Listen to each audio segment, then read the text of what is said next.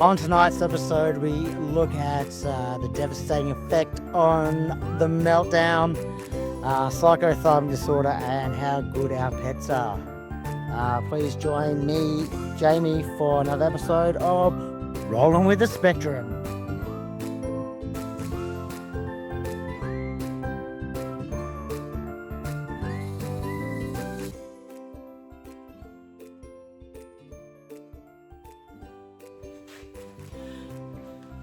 So that's my house after a meltdown.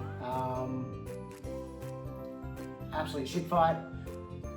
As you can see at the little B-roll at the start of the show, the animals, great little comforter to come home to and just chill out with them for a bit.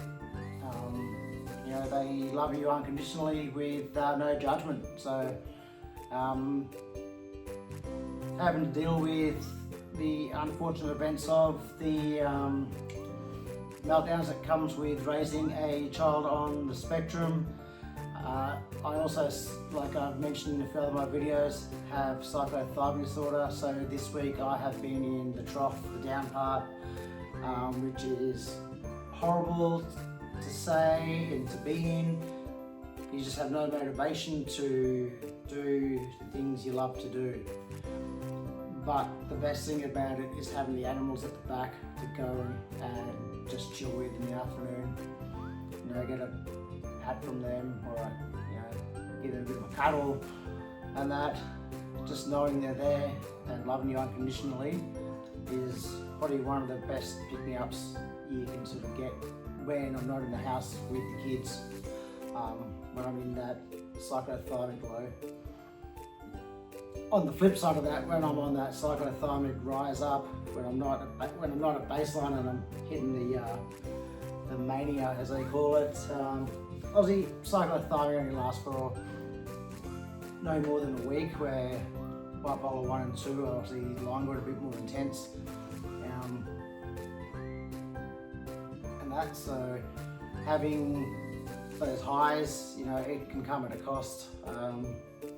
As well, it's not always the best thing to have, because you do stupid shit when you've been drinking, or not that I drink anymore, but I did slip up the other day and had a bit of a one too many for old time's sake. That's something I regret doing now. So that's not going to happen. It's, obviously you can't go cold turkey on these things. It's a process. So but it's a process I'm winning. It's a battle within myself, by myself, that I don't really want to drag anyone into. I do know there's support out there, and I am getting the right support for it, but it's something I don't want to put pressure on other people to help me through. I just want friends and family just to sort of be there if and when I need them.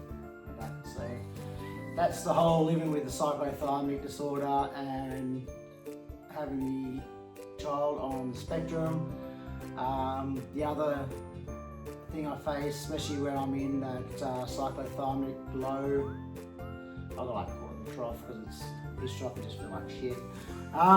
Sorry about swearing today too. It's starting to get back up the baseline, so it's not too bad. But the pressure from work,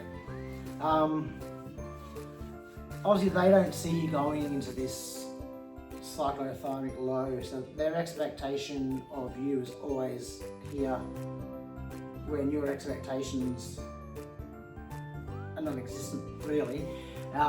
So that obviously is another thing that really sort of takes your toll, and probably works longer or harder to get out of that trough, for myself personally anyway. I can't talk for other people.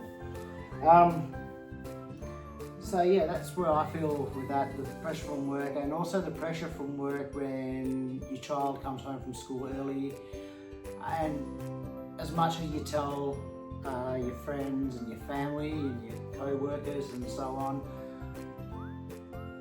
I'm sure they say, oh yeah, I understand, I feel for you, blah, blah, blah, but in all honesty, I don't think anyone really knows what's going on and how those kids actually feel. Like sometimes, even as a father, I struggle with knowing what the little one is going through. I just know it's heartbreaking when you see them upset the way they are and they can't control themselves. Like to the point today, I couldn't pick up the oldest daughter because she's in that much of a state that, you know, you can see the state of the house and stuff. So yeah, that's how we sort of, the pressures of life at the moment. What I got asked a funny question today is like, what do I do to unwind? Well, making these videos and just giving a little bit of my struggles or my battles or my wins, gains and losses, whatever you want to call it, just documenting it in this YouTube form and hoping one or two people listen, and I'm helping people get through with their mental battles and struggles and so on. I enjoy sitting there watching what other YouTubers do. Get a little bit of inspiration now from another YouTuber. I mentioned him in my last one of my YouTube shorts. Autism addict. I always stuff your name up, so apologies there, but another shout out to you. Which has also brought me to what's sitting over here, the old guitar.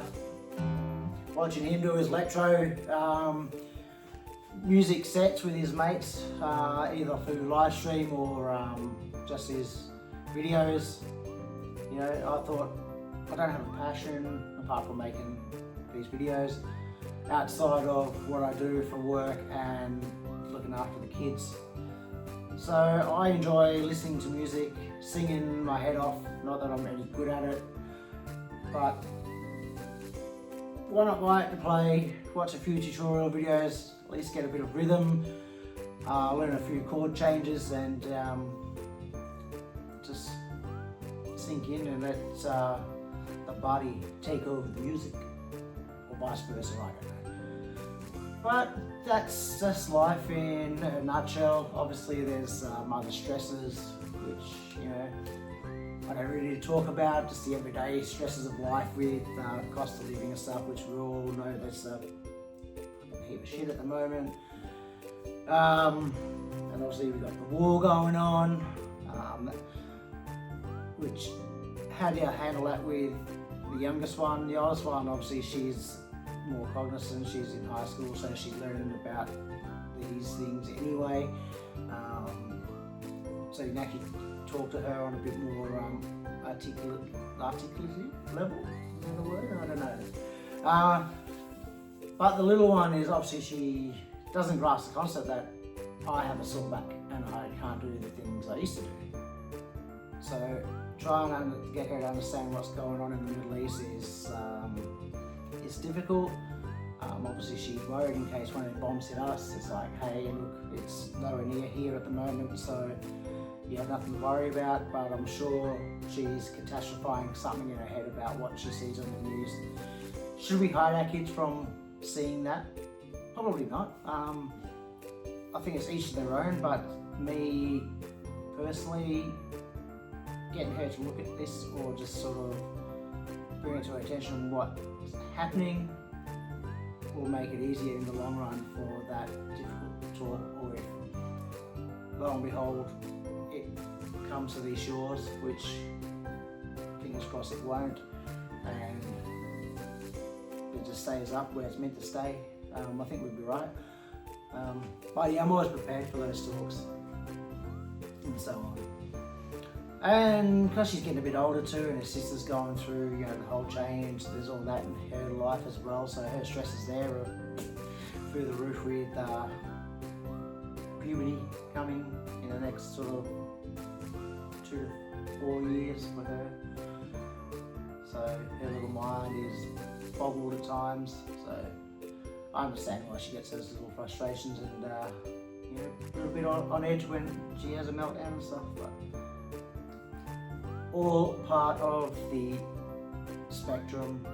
Whether, like I said, I started the process of being tested for autism, because I think that's where my cyclothimic comes into it. So I'm talking like an Italian. Probably touch of ADHD in there too for good measure. So that's all being taken care of by my psychiatrist at the moment, who does a bang up job as well. So that's me rambling on. Don't know how many of you will get to this part of the video, but if you have, like I ask in every video, hit the like button, hit the subscribe button, drop us a message, tell us how far you got in the video, or what I can improve, what I can't improve. Look, open to all types of criticism. I am trying to bring as much energy into these as what I can do, like my YouTube shorts. Also jump on the bandwagon on some of the trends that's happening, just to sort of get the Role of the Spectrum name out there. It's nothing disrespectful towards people on the spectrum or anything like that. It's just to get, I'm going to use this word, our channel, not just my channel, but our channel, on a bit more of a wider range of audience. As in this subject, it's very hard to go viral with this stuff unless I've got like a PhD at the end of my name and stuff. But that's just life. I'm just, like I said, I'm just giving you guys a snippet of life rolling through the spectrum, I guess, and hoping to help people in the same or similar situations. So again, thank you for making it to this part of the video. If you haven't, you won't know what the winning lotto numbers are that I'm about to give. No, I'm just staring there, guys. I don't know the winning lotto numbers. If I did, I wouldn't be here.